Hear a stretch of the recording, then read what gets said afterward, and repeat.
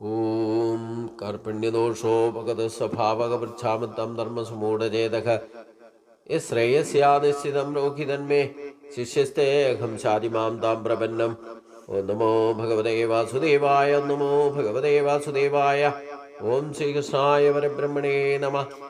सभी सज्जनों को भगवान का नाम से और मोहन जी का नाम से प्रणाम। पिछले दिन 65 श्लोक तक हमने दूसरा अध्याय में विचार किया था। आगे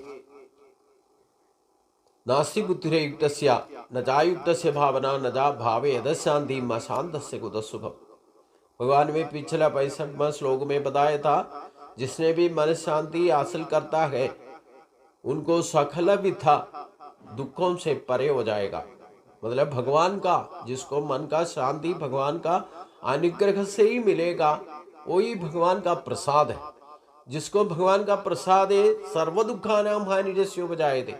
भगवान का प्रसाद जिसको भी प्रीति मिलता है उसको सर्व दुखों से मुक्त हो जाएगा।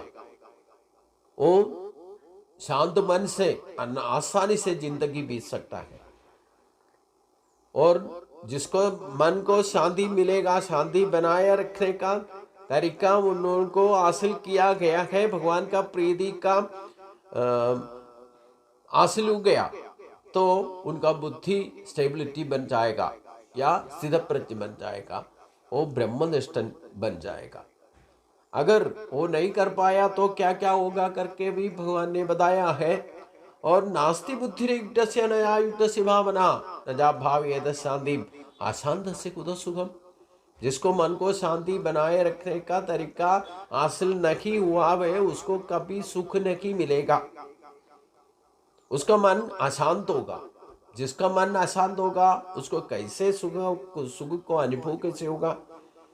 इसलिए मन को योग युक्त बनाने का तरीका जिसने भी हासिल नहीं किया है उसको कभी आत्म विषय वाला ज्ञान भी प्राप्त नहीं होगा। मतलब आत्म ज्ञान का प्राप्ति उनको नहीं होगा। आत्मबोध कभी आत्म साक्षात्कार वो भक्त को या भक्ति होने पर भी हासिल नहीं कर सकता। क्योंकि भगवान का जब प्रीति मिलेगा तभी तो मन शांत होगा। जिसका मन शांत होगा उसका बुद्धि स्टेबिलिटी मिलेगा, सिद्ध प्रज्ञ बन जाएगा, तो उनको आत्म विषय के बारे में जानकारी मिल जाएगा। मतलब इंद्रियों का नियंत्रण करके मन को एकाग्रित करके बुद्धि को स्टेबिलिटी ला करके लाने से ही हमारा आत्मशक्ति चित्त शक्ति को प्रकाशित होगा। चित्त शक्ति को आत्मशक्ति प्रकाशित होने पर भी तभी तो हमारा एक्चुअली हमारा प्रोफेशन, हमारा धर्म क्या है, हमारा स्वधर्म क्या है, इसका बारे में हमें पता चल जाएगा। एक ही नहीं है हमारा पूर्व जन्म का जो कुछ भी गति विगति है, जो अच्छा बुरा पुण्य पाप जो भी करके बैठा है, हमारा बंधन कर्म बंधन क्या है कैसे हुआ करके पता चल जाएगा। मतलब पूर्व जन्म का भी नॉलेज हमें मिल जाएगा। हमारा आत्मशक्ति को प्रकाशित हो गया तो अगर मन को कभी शांत नहीं कर सकता है, बुद्धि का स्टेबिलिटी नहीं हो सकता है, अभ्यास करने से भी नहीं हो रहे, उसको कभी ये आत्मज्ञान नहीं मिलेगा करके भगवान बता रहे। क्योंकि आत्मस्वरूप का आश्रय उसी को साक्षात्कार, ईश्वर साक्षात्कार बोलता है। जब तक हम आत्मा शक्ति को नहीं पहचानेगा तब तक हमें पूर्ण रूप से शांति अनुभव नहीं होगा। मतलब मन को योग युक्त बनाना चाहिए। अगर नहीं मन को शांत नहीं कर सकता, शांत होगा तो योग युक्त हो जाएगा।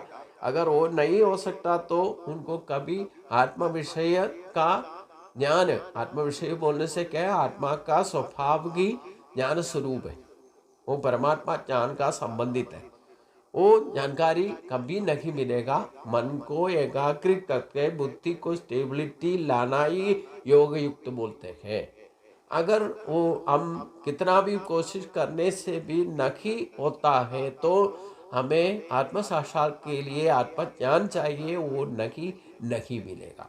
कितना भी जन्म आगे पुनर्जन्म होने से भी जब तक हमें आत्मा साक्षात्कार के तब तक साक्षात्कार होना चाहिए, तब तक हमारा ईश्वर प्राप्ति भी नहीं हो सकती।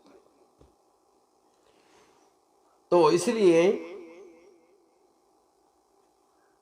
आत्मा के बारे में उसको ध्यान भी नहीं होगा। अगर मन को शांति करके बुद्धि को स्टेबिलिटी सिद्धप्रज्ञ जिसको भी नहीं बना है, तो उनको कभी आत्मा ध्यान नहीं होगा। आत्मा का विषय में वो चिंतन नहीं कर सकता है। तो आत्म ध्यान जिसको हासिल नहीं है, उनको कभी शांति अनुभव नहीं होगा। अशांत मन से बैठा हुआ आदमी को सुख कैसे प्राप्ति होगा? ये तो भगवान पूछता है, जो अशांत मन को कैसे सुख प्राप्ति होगा? नहीं होगा ना। तो हमने मन को, इंद्रियों का अपना वश में करना है, अपना नियंत्रण में लाना है, उनका नियंत्रण में हम नहीं जाना है। इंद्रिय शक्तियों को हम ठीक तरह से यूज करने के लिए इंद्रियों को हमारे वश में करना है।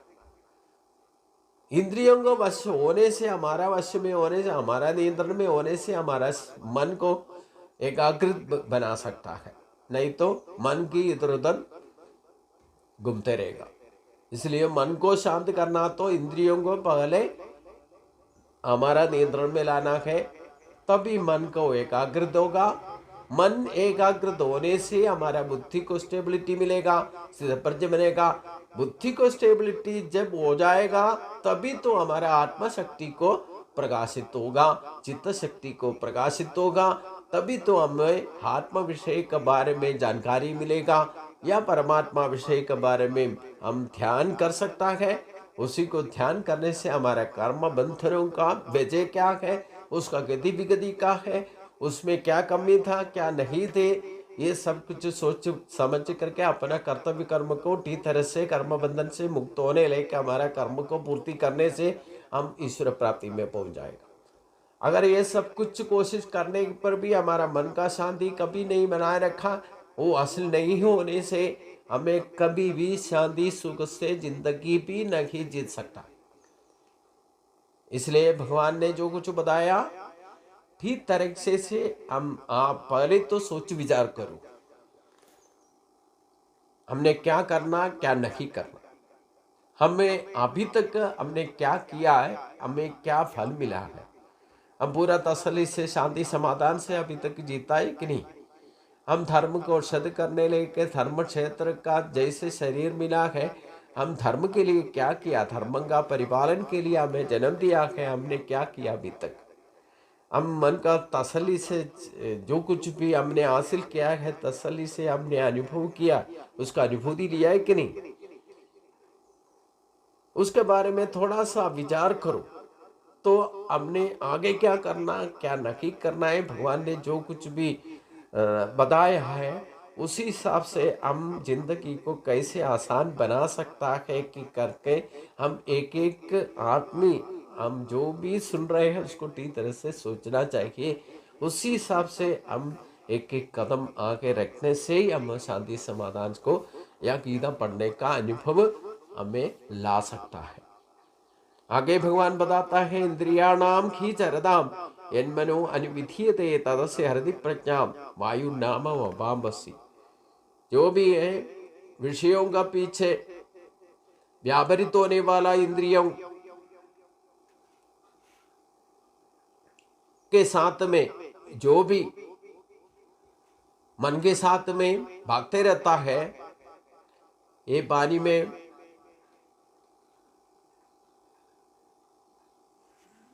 रखने वाला या पानी में पड़ा हुआ एक नाव जैसे है। क्योंकि जो पानी में पड़ा हुआ एक नाव को जैसे हवा आएगा उसी हिसाब से वो संचलित होगा, इधर उधर हो जाएगा। वैसे मन को स्टेबिलिटी नहीं लाने वाला आदमी को इंद्रिय नियंत्रण नहीं होगा। इंद्रियों को नियंत्रण नहीं होने से हमारा चिंतन इधर उधर व्यापरित होगा। मैं जो कुछ बोलेगा वो भी सुनेगा, और कोई कुछ बोलेगा उसी को भी सुनेगा। किसी में आटे के एक ही जगह में, ये एक ही स्थान पर मन को नहीं रख सकता, उसी को कभी जिंदगी में सक्सेस नहीं हो सकता। मतलब इसको खींच के इधर उधर, जैसे एक नाव पानी में पड़ा हुआ नाव को जो हवा आकर के इधर उधर खींच के ला जाता है, वैसे हमारा मन को स्टेबिलिटी नहीं होने पर हम अलग अलग विषयों में ऐसे इधर उधर भागते रहेगा, तो किसी का भी अनुभव ठीक तरह से हम कर नहीं पाएगा और उसका अनुभव नहीं होगा और जिंदगी में ऐसे भाग दौड़ करते रहेगा। इसलिए भगवान आगे बताता है, तस्मात् शिष्य महाभागो निग्रहीतानि सर्वशः इंद्रियाण इंद्रियार्थेभ्यः तस्य प्रज्ञा प्रतिष्ठिता। हे वीर अर्जुन, इसलिए किसी का भी इंद्रिय को अपना विषयों का पीछे भागने का वो प्रेरणा को नियंत्रित नहीं करने से उसको कभी बुद्धि को स्टेबिलिटी नहीं बना सकता है। इसलिए तुम्हारा इंद्रियों को अपना वश में करो और अलग अलग विषयों में भागने वाला वो इंद्रियों को पूर्ण रूप से अपना नियंत्रण में लाओ और अपना बुद्धि को स्टेबिलिटी बनाओ। सिद्ध प्रज्ञ को ही योगी कहा जाता है। जो भी कर्मयोगी होने से भी, ज्ञान योगी आने से भी अपना इंद्रिय मनो नियंत्रण अत्यावश्यक है। जिसको इंद्रियों को, मन को नियंत्रण करने का तरीका नहीं मालूम है, वो कोशिश करने फिर से जब भी उनका नियंत्रण हमें कर नहीं सकता है, वो कभी उसका बुद्धि को स्टेबिलिटी नहीं ला सकता। इसलिए हम लोग सभी इंद्रियों का अपना नियंत्रण करना है, मन को नियंत्रण करना है। एकाग्रित मन जिसको बनाया जाता है उसी को ही बुद्धि को स्टेबिलिटी होगा, इसमें कोई संदेह नहीं है। इसलिए ये अर्जुन जो विषाद होकर के बैठने का कारण ये यही है, क्योंकि अपना इंद्रियों को अपना नियंत्रण में नहीं लाया था। अगर नहीं है तो नियंत्रण में होने से ये सब कुछ देखने के बाद आज से अपना मन को विचलित हो गया। विचलित होने वजह से अपना याददाश्त जो कुछ भी शक्ति था और शरीर में जो कुछ शक्ति था और अपना मन में जो शक्ति बुद्धि शक्ति है वो अपना वीरता जो है वो प्रकट नहीं हो पाया। क्यों? एक ही सेकंड में उसका इंद्रियों का नियंत्रण छूट गया, तो मन का स्टेबिलिटी छूट गया, उसके साथ में बुद्धि भी स्टेबिलिटी नष्ट हो गया, तो वो काम करने लायक नहीं रहा। इसलिए भगवान ये सब कुछ बताने के बाद अंत में भगवान अर्जुन को बता रहा है, जिसका भी हो इंद्रियों को नियंत्रण होना चाहिए, वो नहीं होने से उसको कोई भी काम नहीं कर सकता ठीक तरह से। इसलिए तुम अपना इंद्रियों को विषयों में, बाकी विषयों में भागदौड़ करने वाला इंद्रियों को अपना वश में नियंत्रण करो और पूर्ण रूप से अपना मन को भी एकाग्रित बनाओ और बुद्धि को स्टेबिलिटी ला करके अपना कर्तव्य कर्म को करने का कोशिश करो।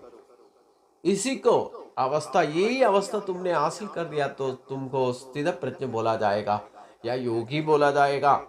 जो कर्मयोगी होने दो या ज्ञान योगी होने दो, जब तक जो भी अपना मानवीयता, हमारा मनुष्य का कुल धर्म को, सनातन धर्म को ठीक तरह से हमने पालन करना चाहता है, तो यही सनातन धर्म में हम पहले हमारा शरीर के अंदर जो कुछ भी भगवान का शक्ति मिला हुआ है, देवी का संपत्ति जो बोलते हैं, उसको ठीक तरह से यूज करके ही हम जिंदगी जीतने से ही हम आगे बढ़ पाएगा।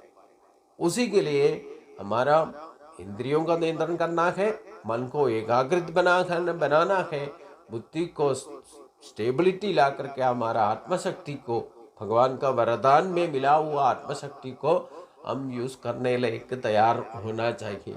वो होने से हम कोई भी काम तसल्ली से उसको संपूर्ण कर सकता है, उसमें कोई संदेह नहीं है। इसलिए या निशा सर्वभूतानां तस्याम जागृति संयमी यस्याम जागृति भूतानि सा निशा पश्यतो मुने। जैसे कि जो इंद्रियों को वश में कर लेता है, अपना मन को शांति रखता है, उसी का लक्षण क्या है, ये इसी श्लोक में भगवान बता रहा है। जो सर्व जीव प्राणियों को जब भी अंधकार में या रात्रि में अनुभव होता है, हर जगह अंधकार ही अंधकार है, तो जो जितेंद्रिय होगा, मतलब सिद्ध प्रज्ञ जो बना है, वो योगी उसी टाइम में सारे सो रहे थे, ये योगी जागृत होगा और सारे योगी जागृत होगा तो बाकी लोग सभी सोते हुए नजर आएगा। या निशा सर्वभूतानां तस्याम जागृति संयमी यस्याम जागृति भूतानि सा निशा पश्यतो मुने। अर्थात परमार्थ तत्व को हासिल करना तो बुद्धि को स्टेबिलिटी लाना ही लाना है। जो स्टेबिलिटी, बुद्धि का स्टेबिलिटी या स्थित प्रज्ञ जो बन जाता है, वो सर्वभूतों को अंदर जो वर्तित भगवान को एक ही जैसे माना जाएगा, सर्वात्म दर्शन उनको मिल जाएगा। लेकिन जिसको इंद्रिय नियंत्रण, मन का नियंत्रण या बुद्धि का स्टेबिलिटी नहीं मिलता है, वो अलग अलग रूप से अलग अलग जीव प्राणियों में अलग अलग शक्ति बैठा करके सोचेगा। और जो जितेंद्रिय होगा, जो काम में वो व्यर्थ होगा, जो भौतिक शक्ति का व्यवहार में रहता है, वो कभी जितेंद्रिय का बात को समझेगा ही नहीं है। वो अपने बात में भौतिक शक्ति के पीछे, भौतिक वस्तुओं के पीछे भाग दौड़ करते रहेगा। जितेंद्रिय उसमें कोई दिलचस्पी नहीं रखेगा। भौतिक शक्ति या भौतिक वस्तुओं का पीछे कभी यतीन्द्रिय या ब्रह्मनिष्ठ कभी उसी के पीछे नहीं भागेगा। लेकिन जो ब्रह्मनिष्ठा हासिल नहीं किया हुआ, तो ये पूरा दुनिया में जो कुछ भी दिखाई देता है उसके पीछे भागते रहेगा। इसका अंतर को हम समझना चाहिए। जो जितेंद्रिय होगा, बाकी विषयों में कोई दिलचस्पी नहीं होगा, और स्वस्थ रूप से अपना मन को एकाग्रित करके, बुद्धि को स्टेबलिट करके आत्म साक्षात्कार के लिए प्रयत्न करेगा। आत्मा शांति से और तसल्ली से जिंदगी, दुख रहित जिंदगी बीतते रहेगा। यही तो फर्क है। जो बाह्य विषयों में व्यापारित रहता है, वो भागदौड़ करते रहेगा पूरा जिंदगी। ऐसे भागदौड़ करने से उसको कभी भी तसल्ली नहीं होगा। जो कुछ भी हासिल करके रखता है कि उसको ठीक तरह से अनुभव नहीं करने का टाइम नहीं है, ऐसे भागदौड़ करते रहेगा। तो और भी एक लक्षण का तौर पर भगवान एक श्लोक और बताता है। आपूर्यमाण अचल प्रदिश समुद्रमापक प्रवसन्ति यत् तत्व कामायम प्रवसन्ति सर्वेश शांतिमाप्नोति न कामकामी। जैसे समुद्र का जल के अंदर या समुद्र में नाना दिशाओं से, अलग अलग दिशाओं से अच्छा पानी या बुरा पानी, पुण्य नदी, जो कुछ भी गंगा, यमुना, नर्मदा, जो कुछ भी नदी लोग है, एक साथ में जाकर के मिल जाता है। कहीं से भी अच्छा पानी या गंदा पानी, जो पुण्य नदी का पानी, जो कुछ भी समुद्र में मिलन हो गया तो समुद्र को कोई फर्क पड़ेगा क्या? कोई फर्क नहीं पड़ेगा। और समुद्र जल से कितना भी पानी कोई उठा के लेके टांग भर के जाओ, बकेट उड़ा करके जाओ, कुछ भी पानी उसमें से निकाल के लेके जाने से भी समुद्र को कोई अंदर पड़ेगा क्या? नहीं पड़ेगा।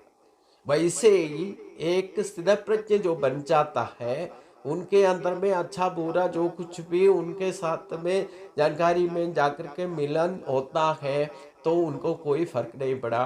वो जैसे के जैसे वैसे तसल्ली से, आत्मशांति से जीना उनका शांत स्वरूप से बैठेगा। मतलब एक से प्रचन का लक्षण जो है, जैसे समुद्र जैसे ज्ञान स्वरूप हो जाता है, तो जो आगे पीछे जो कुछ भी होता है, अच्छा बुरा, न्याय अन्याय, धर्म अधर्म, जो कुछ भी चलता है, उसमें कोई दिलचस्पी नहीं रहेगा। वो शांत रूप से जिंदगी आसानी से बीतेगा। वो अंत में देह छोड़ के, शरीर छोड़ के भगवान के पास पहुंच जाएगा। इसमें कोई संदेह नहीं है। इसलिए जो नाना नदी से पानी, नदी वाला पानी जो कि समुद्र में जैसे जाकर मिलता है, उनको उसी के वजह से समुद्र को कोई फर्क नहीं पड़ता। और समुद्र से कितना भी जल कैसे भी कोई भी लेके जाएगा तो भी समुद्र को कोई अंदर नहीं पड़ता है। वैसे एक ज्ञानी स्थितप्रज्ञ जो है हमेशा ये प्रकृति का या प्रत्यक्ष रूप में जो भौतिक शक्ति के साथ में रहने से भी उनको शांति समाधान जो हासिल किया है उनको कभी नष्ट नहीं होगा। वो आत्म साक्षात्कार में, आत्मानंद में आसानी से जीवन बीतेगा और उनका शरीर छोड़ करके भगवान के पास आसानी से पहुंच भी जाएगा। इस स्थिति बनने का सबसे फायदा ये हुआ और लक्षण ये है। इसलिए भगवान नंद में बताता है, विखाय कामान्य सर्वान् ब्रह्माश्चर्य दुष्पगा निर्ममो निरहंकार का शांति अधिगच्छति। इसलिए जो भी आदमी जो तसल्ली से दुख रहित बोल करके आसानी से जीना चाहता है, वो अपने इंद्रियों को वश में करना है, नियंत्रण करना है, मन को एकाग्र करके बुद्धि को स्टेबिलिटी लाना है। वैसे जो भी उस योग्यता में पहुंच जाता है उनको कभी ऐसे कामनाओं के पीछे, आशा के पीछे में, ममता के पीछे में या अहंकार की वजह से वो कभी उनका चक्कर में नहीं पड़ेगा। वो शांति रूप से आसानी से जिंदगी उनको प्राप्त हो जाएगा। ये जिंदगी में कभी हमारा मनुष्य इसका बीच में अंत में भी इसको हासिल करने से भी उसको आसानी से ईश्वर प्राप्ति में या भगवान का प्राप्ति मिल जाएगा करके भगवान बता रहे। येषां ब्राह्मी स्थिति पाता नैनाम प्राप्य भी मुक्यति स्थित्वा से हम अंधकाले भी ब्रह्म निर्वाणम इच्छति। ये शक्ति को कोई भी जिंदगी का आखिरी दिन में भी हासिल करने से भी उसमें कोई एज का परिधि नहीं रखा है। हमारा जो इसी प्राय में या इसी अवस्था में, इसी उम्र में ही हासिल करना करके भगवान नहीं बताया। अंतकाल में भी यही अवस्था ब्रह्म निर्माण करने का, ब्रह्मनिष्ठ बनने का कोई काल का परिधि नहीं रखा है। अपना उम्र का या अपना एज का परिधि नहीं रख रहा है। आप जब भी चाहते तो ये ब्रह्म निर्माण के लिए ब्रह्मनिष्ठा को हासिल कर सकता है। जब भी आप अंतकाल में भी हासिल करने से भी उसको ईश्वर प्राप्ति, ब्रह्म निर्माण प्राप्ति हो सकता है। ये बताते हुए इसी अध्याय को संपूर्ण रूप से समर्पित करता हूँ। येषां ब्राह्मी स्थिति वार्ता नैनां प्राप्य मुक्यति स्थित्वा से अंधकाले भी ब्रह्म निर्वाणम पृच्छति। ओम तत्सल। इति श्रीमद्भगवद्गीतासु उपनिषत्सु ब्रह्म विद्यायां योगशास्त्रे श्री कृष्णार्जुन संवादे सांख्य योगो नाम द्वितीयोऽध्यायः। सर्वत्र गोविंद नाम संकीर्तनम, गोविंदा हरि गोविंद। इसी बात में जो शबरीमला में 18 स्टेप का तत्व का बारे में हम सोचने से आप 41 डेज का एक व्रत का रखने से भी आप सीधा प्रज बन सकता है। क्योंकि आप पहले का 5 स्टेप जो है पंचेंद्रिय का नियंत्रण करना है। उसके बाद 8 स्टेप जो है हमारे अष्ट विकार जो बोलते हैं, राग द्वेष आदि विकार विचार को माना जाता है। और आगे प्रकृति का गुण सत्व रजत तमो गुण 3 स्टेप में कैलकुलेट किया जाता है। आगे 2 स्टेप में अज्ञान का नाश और ज्ञान का प्रकाश, इसी को 18 स्टेप 18 योग कहा जाता है। ये शबरीमला का 18 स्टेप का मतलब यह है, आगे ऊपर जाकर के लिखा हुआ है तत्वमसि, वही तो ब्रह्म निर्वाण है।